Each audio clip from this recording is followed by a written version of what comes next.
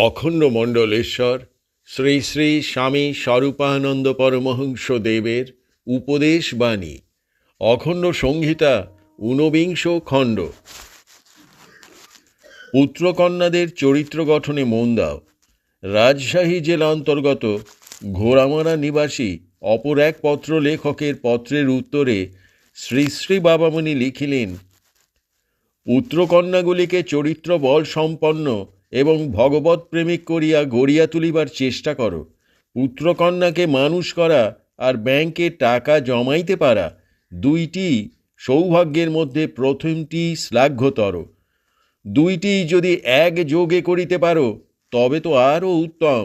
নিতান্ত অভাবগ্রস্ত পরিবারও সঞ্চয়ী স্বভাবের দরুন আখেরে কিছু টাকা জমাইতে পারে, যাহা দ্বারা জীবনের কোনো বৃহৎ ও অপূরণীয় স্বাদ তাহারা পুরাইয়া যাইতে পারে। পুত্রকন্যার চরিত্র গঠনের দায়িত্ব শিক্ষকের হাতে ফেলিয়া দিয়া নিশ্চিন্ত হইও না। তাহারা উপদেশই দিতে পারেন, দৃষ্টান্ত দেখাইবার অবসর তাহাদের কোথায়? দৃষ্টান্ত দেখাইবেন পিতামাতা। নিজেরা সৎ হও, সদাচারী হও, সদ্ভাষী হও, সচ্চিন্তক হও, তাহার শুভ ফল অতি সহজে পুত্রকন্যায় বর্তিবে। আমাকে পাইয়া তোমাদের যদি কোনো লাভ হইয়া থাকে তবে তোমাদের পুত্রকন্যারা আমাকে পাইয়া লাভবান হইবে না কেন? আমি আজীবন তোমাদিগকে সচ্চরিত্র, স্বাবলম্বী, সংযমী, সৎ পথচারী ও সদনুশীলনরত করিতেই চাহিয়াছি। তোমাদের পুত্রকন্যাদিগকেও আমি তাহাই দেখিতে চাহি। পুত্রকন্যাদের ভবিষ্যৎকে আর অবহেলা করিও না। তোমার পুত্রকন্যা কেবল তোমারই পুত্রকন্যা নয়, তাহারা সমগ্র জাতির ভবিষ্যৎ। একদল কাপুরুষে বা দুর্বৃত্তে, একদল পশুতে বা হত্যারুতে যদি দেশটা ভরিয়া যায় তবে তাহা কি আমাদের কোনো আনন্দ উৎসবের কারণ হইবে? দেবত্ব ও তপস্যা। পাবনা জেলা অন্তর্গত হাপানিয়া নিবাসী অপর এক পত্র লেখকের পত্রের উত্তরে শ্রী শ্রী বাবামণি লিখিলেন, লোকে তোমাকে দেবতার মতন শ্রদ্ধা করে। ইহা লোকেরই সৌভাগ্য, কারণ মানুষকে শ্রদ্ধা করিতে শেখা খুব তুচ্ছ একটা কাজ নহে। কিন্তু লোকে শ্রদ্ধা করে বলিয়াই তুমি দেবতা হইয়া যাও নাই। দেবতা হইবার জন্য তোমাকে তপস্যা করিতে হইবে।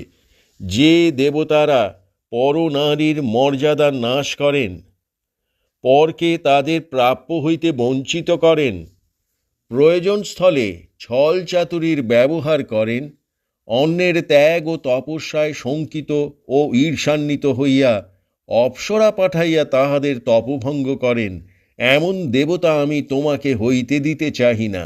যে দেবতা দেবতা নামের যোগ্য, আমি তোমাকে তেমন দেবতায় পরিণত হইতে দেখিতে চাহি।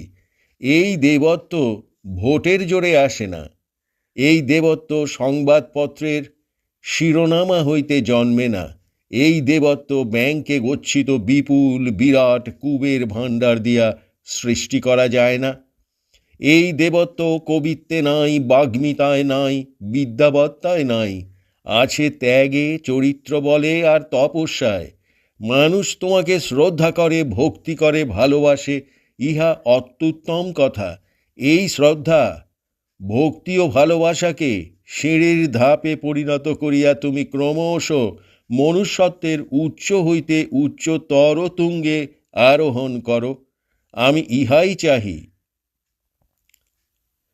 এই শ্রদ্ধা, ভক্তি, ভালোবাসা তোমার শিরঘূর্ণন উৎপাদন করিয়া তোমাকে পদচ্যুত, পথভ্রষ্ট ও অসংযত করুক, ইহা আমি চাহি না।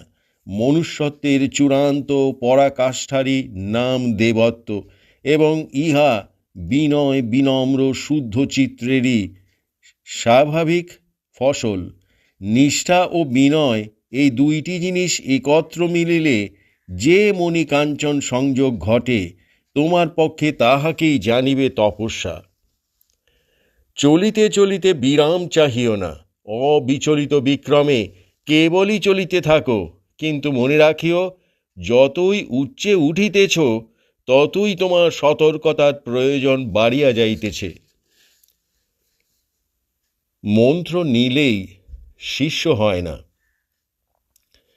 পাবনা জেলা অন্তর্গত দোগাছি নিবাসী অপর এক পত্র লেখকের পত্র উত্তরে শ্রী শ্রী বাবামণি লিখিলেন, 15-20 বৎসর পূর্বে তুমি আমার কাছে দীক্ষা গ্রহণ করিয়াছিলেন। এটা একটা খুব বড় কথা নহে। এই 15-20 বৎসরের মধ্যে অন্তত পক্ষে 15-20টি সপ্তাহ তুমি ব্রহ্মচর্য পালন করিয়াছ। অন্তত পক্ষে 15-20টি দিন বহুজনের কল্যাণার্থ নিষ্কাম নিঃস্বার্থ সেবাদান করিয়াছ। সমদীক্ষিতদের সহিত মিলিত হইয়া জগৎবাসীর কুশলার্থে 15-20টি সাপ্তাহিক উপাসনার উদযাপন করিয়াছ। এই সংবাদটুকু তো অবশ্যই আমাকে আগে দিবে। আজকাল দীক্ষার্থীর সংখ্যা বাড়িতেছে, কিন্তু তখন আমি কয়জন লোককে দীক্ষা দিতাম? বিরল দীক্ষার দিনে তুমি দীক্ষা নিয়াছিলে, ইহা একটা কৌলিন্যের কথা বটে, কিন্তু কাজ কিছুই করিবে না।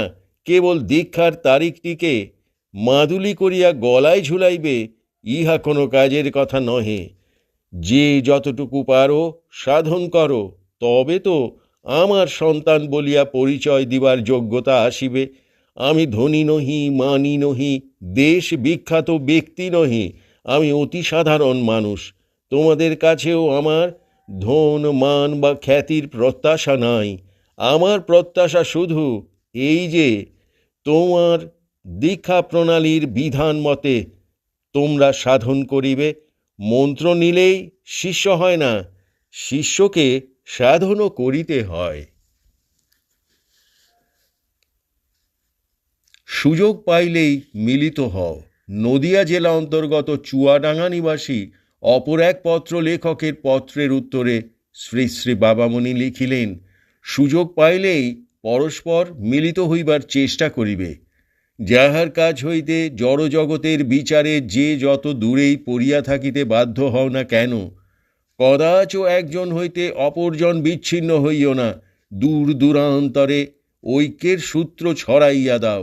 ব্রহ্মাণ্ডের সকল দূরকে তোমাদের নিকট করিতে হইবে, সকল পরকে আপন করিতে হইবে।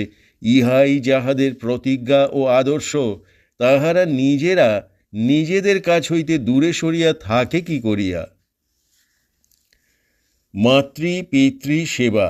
ময়মনসিংহ জেলা অন্তর্গত বাজিতপুর নিবাসী অপর এক পত্র লেখকের পত্রের উত্তরে শ্রী শ্রী বাবামণি লিখিলেন, যে কোনো গৃহস্থ একখানা ঘর বাঁধিতে হইলে আগে ঈশান কোণে একটি খুঁটি বসায়।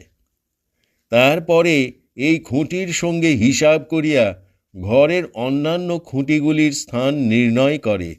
জীবন কুটির নির্মাণ করিতে হইলেও এইরূপ একটি খুঁটি আগে পুঁতিতে হয়। সেই খুঁটির নাম মাতৃ পিতৃ ভক্তি। মাতা এবং পিতাকে সেবা দিবার ইচ্ছা হইতেই মানুষের যাবতীয় সদ্গুণের বিকাশ ঘটিতে থাকে।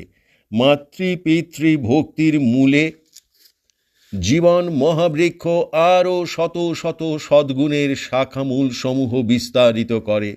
মাতাকে ও পিতাকে ভক্তি করিবার, ভালোবাসিবার, সেবাদানের রুচি বা সুযোগ যে সন্তান পাইল না বা গ্রহণ করিল না, সেই সন্তান সত্যই দুর্ভাগা। পিতামাতার নিজেদের ত্রুটিতে যদি সন্তানের জীবনে এই দুর্ভাগ্য কখনো নামিয়া আসে, তবে সেই পিতামাতাকে কি বলিয়া সঙ্গীত করিব তাহা জানি না। কিন্তু সন্তানের নিজের বুদ্ধির ভ্রমে যদি এরূপ দুর্গতি আসে, তবে তাহার চেয়ে পরিতাপের বিষয় আর কিছুই নাই। নীতি শিক্ষাদাতা, রাষ্ট্র কর্তব্যের শিক্ষাদাতা, ধর্ম শিক্ষাদাতা প্রভৃতি সকল শ্রেণীর শিক্ষাদাতারই এই কথা মনে রাখা উচিত যে পুত্রকন্যাকে মাতা পিতার প্রতি কৃতজ্ঞ ও সেবাপরায়ণ না করিতে পারিলে তাহার জন্য প্রকৃত প্রস্তাবে পশু জীবন যাপনেরই দ্বার অর্গলমুক্ত করিয়া দেওয়া হইল। পিতামাতার দুর্নিবার কোনো দুর্লালসা থাকিলে পুত্রকন্যার পক্ষে তাহা পূর্ণ করা সম্ভব নহে। কিন্তু জগতের অধিকাংশ পিতামাতাই নিজেদের অপার অসীম স্নেহের বিনিময়ে পুত্রকন্যার কাছে অতি অল্প বস্তুই প্রত্যাশা করিয়া থাকেন।